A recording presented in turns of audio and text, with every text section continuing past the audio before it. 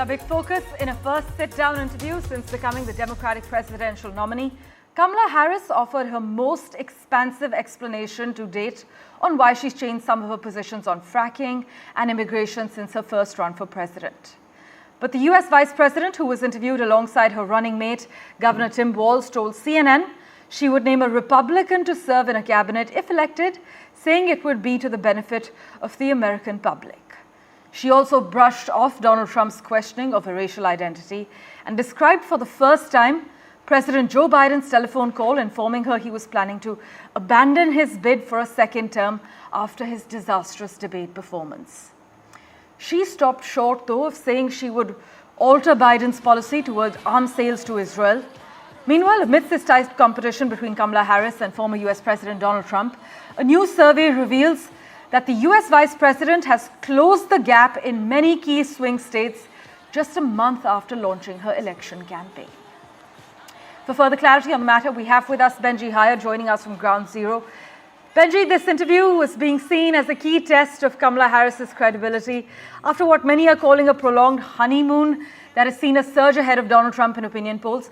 But Benji, has Kamala Harris provided one of the clearest looks into her positions and her plans for the presidency? What are you picking up on?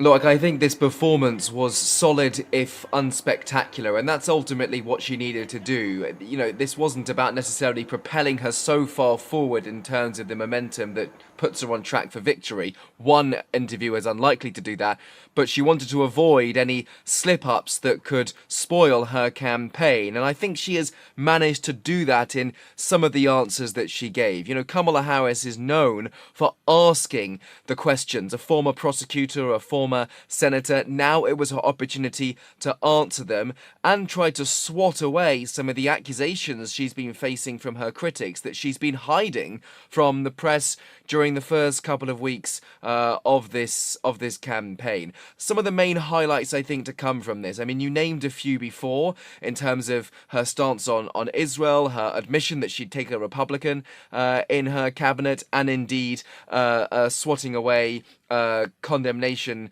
racially targeted condemnation from Donald Trump.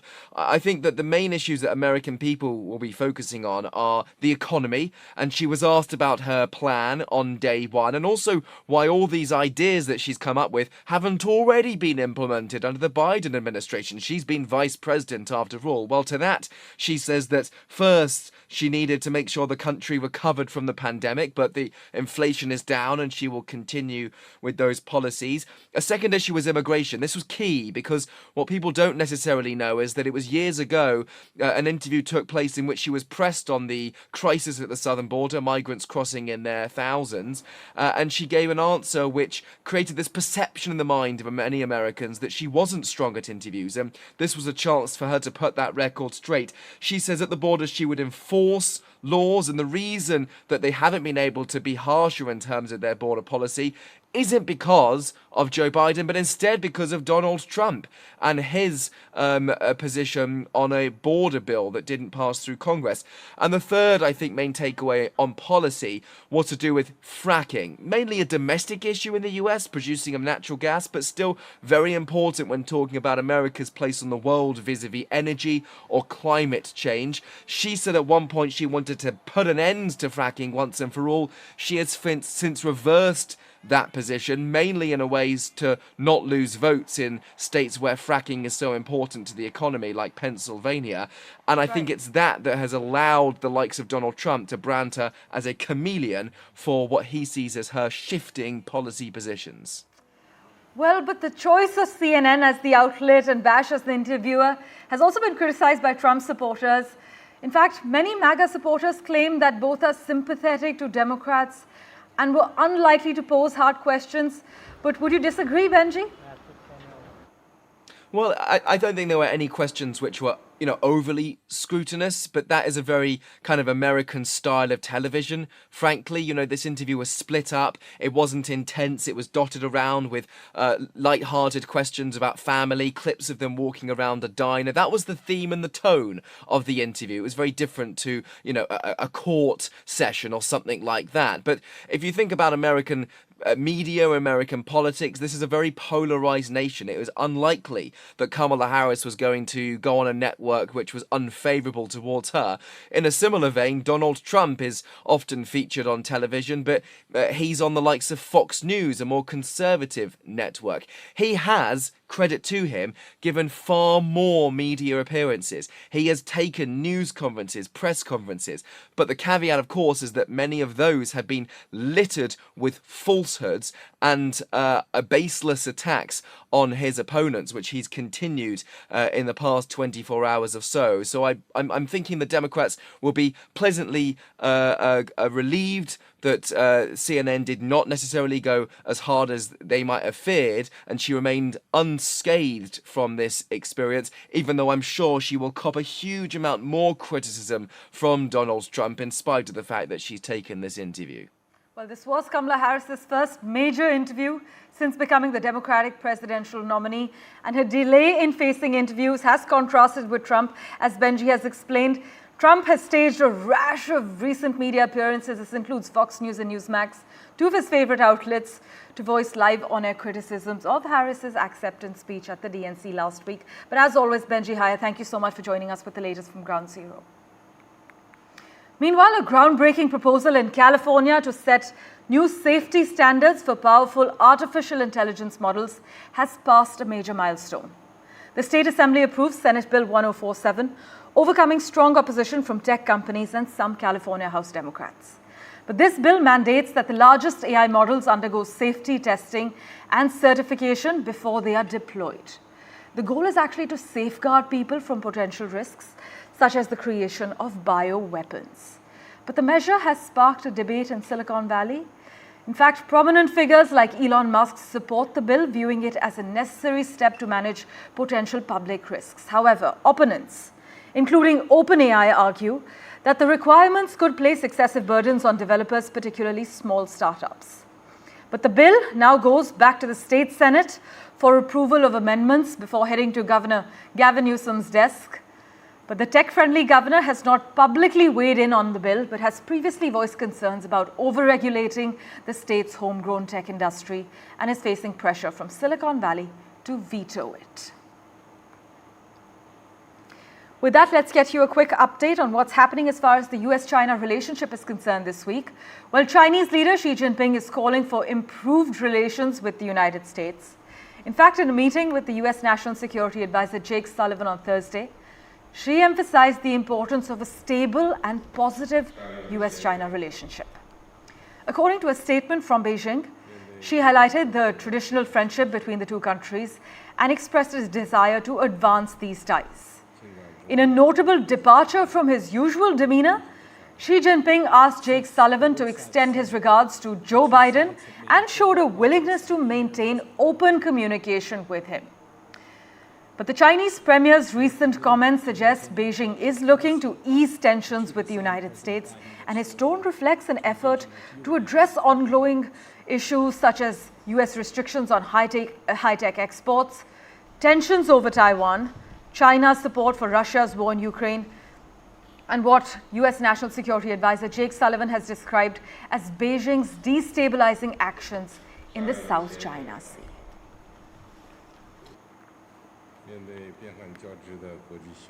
Since the Woodside Summit, our two sides have made important progress on key areas of cooperation that you and the President discussed, including counter-narcotics, military-to-military communications, and AI safety and risk.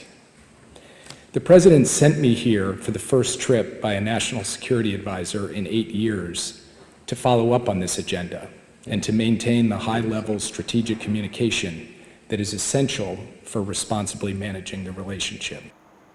Well, joining us for further clarity, Taiwan Plus reporter Adil Brad. Thank you so much, Adil, for making time for us on the World 24/7. Unusually now, Beijing has adopted a conciliatory tone in its reporting on this week's visit by Jake Sullivan, emphasizing cooperation while also claiming that Washington remains incorrect on its China policies. But Adil, take us through the key takeaways and also the significance of the timing of this trip. This is a very significant visit by Jake Sullivan. This comes after 8 years. We've had a national security advisor who's gone to China to restart some of the channels of communications which were shut down after Nancy Pelosi's visit to Taiwan. And this visit will allow US to draw guardrails in the relationship, as there are certain powder kegs in this region which can lead towards conflict.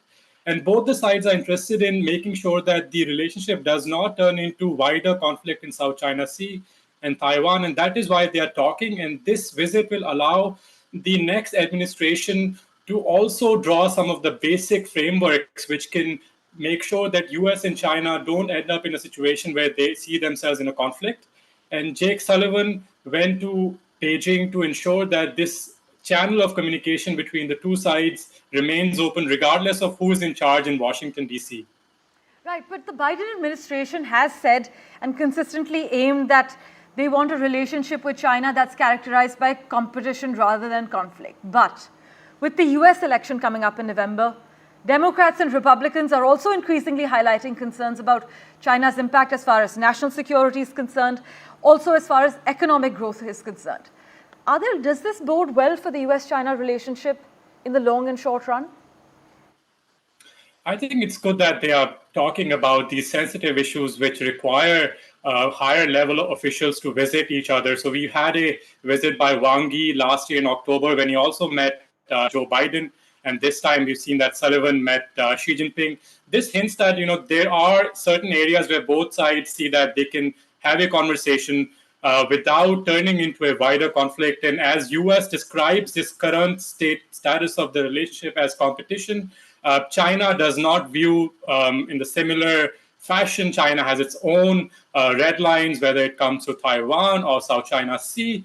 But we can see that there are certain basic topics that both sides are willing to talk about, and that can make sure that, issues like South China Sea, which is the, areas within the BRP, Sierra Madre ship that's, in the South China Sea controlled by Philippines, that flashpoint does not become into a wider conflict. And China is also testing the grounds by sending its Coast Guard vessels to the South China Sea and pushing the Philippines-US relationship.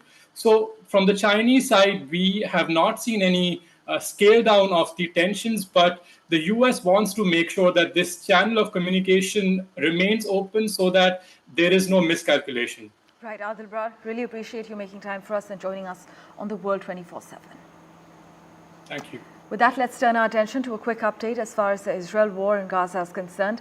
Israel agreed to temporarily halt its military offensive in Gaza starting this Sunday to allow healthcare workers to vaccinate around 640,000 children against polio.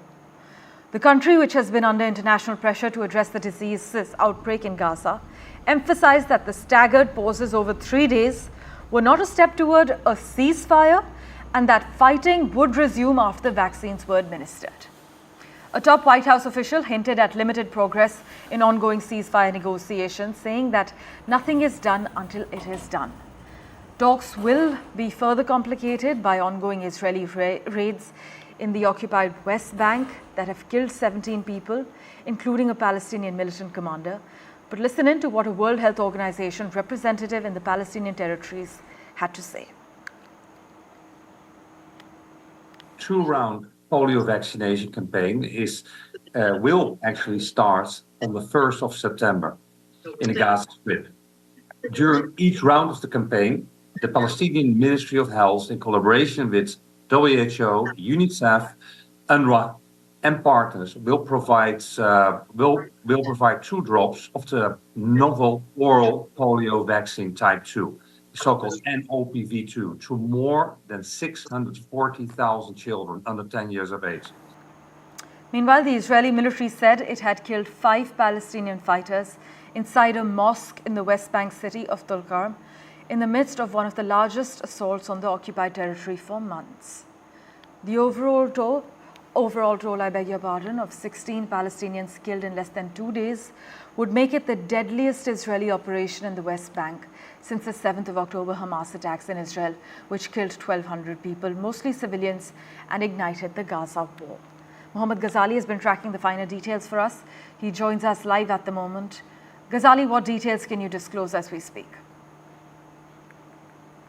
See, in the last 2 days, we have seen that Israel has carried out its attack in West Bank, and it claims to have killed many militants, or say the terrorists, as Israel claims it to be, who were hiding in a mosque. And this has been Israel's operation in West Bank has been going on, while the experts particularly claim that since the Gaza operation, or say the attack on Gaza, will come to a halt in the next 3 days as the polio vaccination, as we were reporting right now. The polio vaccination program starts from Sunday, and United Nations and WHO plans to vaccinate more than 6 lakh children there. So Israel has started it simultaneously. It's the operation in West Bank, and it has killed around 17 people. Most of them claim to be members of militant organizations in the West Bank. But the rights organization, human rights organization, or the media-based, local media based in the West Bank claim that these were civilians, but they were not in combatant operation or anything like that. But the larger implication of this attack is that whenever there is a talk of ceasefire, whenever Israel, Palestine, or some of the mediators from US, Qatar, or even Egypt claim to reach an agreement, claim to reach a point where a ceasefire could be obtained for this entire Israel-Gaza war, Israel launches one attack or the another, which the experts claim is to derail the ceasefire talks, as being the Israeli Prime Minister is being accused by his own cabinet ministers, opposition leaders. Yes. So we'll have to see that whether this operation will also lead to an explosive situation in West Bank, because West Bank is not under Hamas control; it's controlled by Palestinian Authority, Right. and the president of whom is Mr. Mahmoud Abbas. So we'll have to see whether West Bank will also explode into that kind of situation, because Israel cannot also afford to have explosive situation all across its border. We have seen what happened with Lebanon, and then a war is happening in Gaza. Talks with Egypt are also not happening. The ceasefire talks are also not progressing further, because Israel claims, or Israel is adamant on guarding the Philadelphia corridor, which is the border between Israel and Egypt, or Gaza and Egypt, which is earlier Yes. with Israel wants the control there as well. So in and around Israel, the situation is very volatile, and these military operations also will lead to escalation in the situation there. Well, we'll be keeping a close eye on the volatile situation. As always, thank you so much, Ghazali, for joining us with the latest. In other news, CIA Deputy Director David Cohen has revealed that the suspects in the foiled plot to attack a Taylor Swift concert in Vienna wanted to kill a huge number of people at the event. He explained that US intelligence agencies provided information to the Austrian authorities, which allowed them to disrupt the plot and save hundreds of lives. Listen in. With explosives, they were found with bomb-making material. They had access to the venue, and they were plotting. I think the concert was the next day, before the day after they were arrested. They were plotting to kill a huge number, tens of thousands of people at this concert, including, I'm sure, many Americans, and were quite advanced in this. The Austrians were able to make those arrests because the agency and our partners in the intelligence community provided them information about what this ISIS-connected group was planning to do. As always, news and updates continue in a moment, right after this very short break.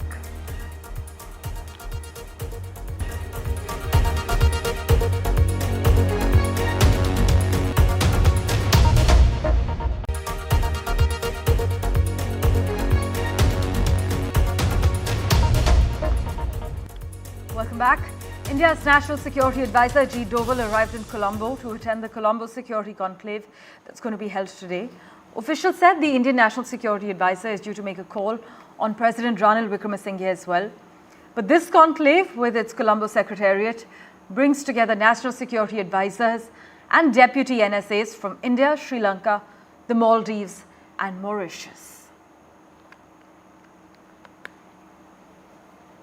Meanwhile, in news from the neighborhood, the Bangladeshi government is seeking a $8 billion loan in monetary aid, basically, from global lenders. This as they have to repay foreign debt because Bangladesh owes over $1 billion to power companies. Here are the finer details for you.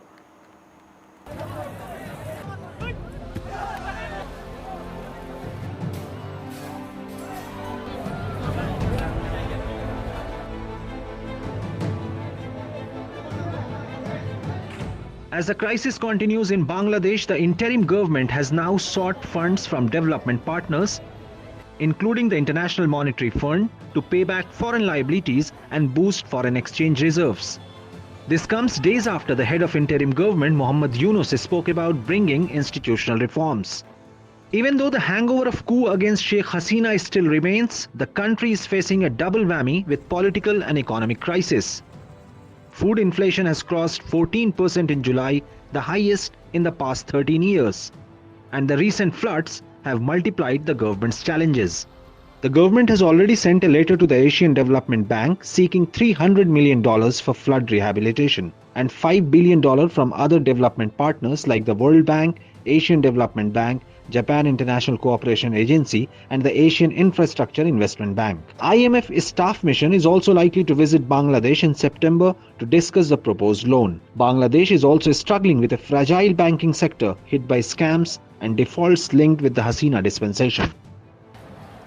The economic crisis in Bangladesh is also being seen by experts as a contest between two regional powers, India and China.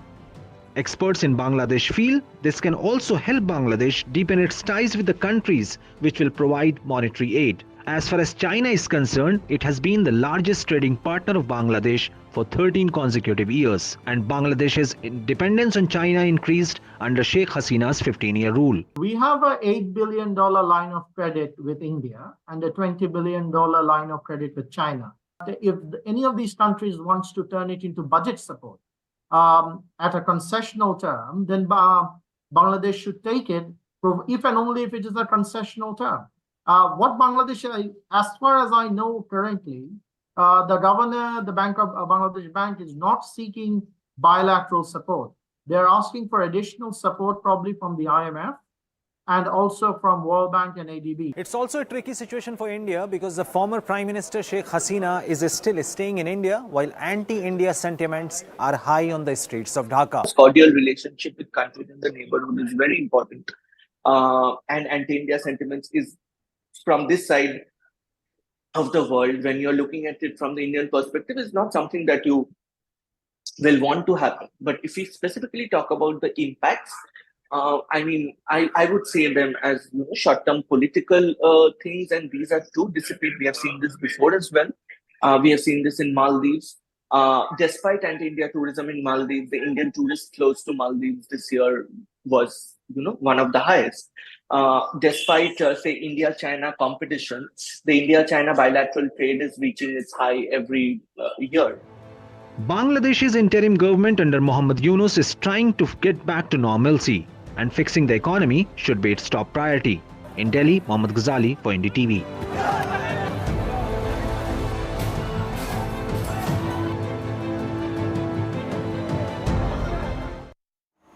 Well, thank you for investing your time and watching this edition of The World 24/7. We'll keep tracking the latest updates for you. Do stay tuned.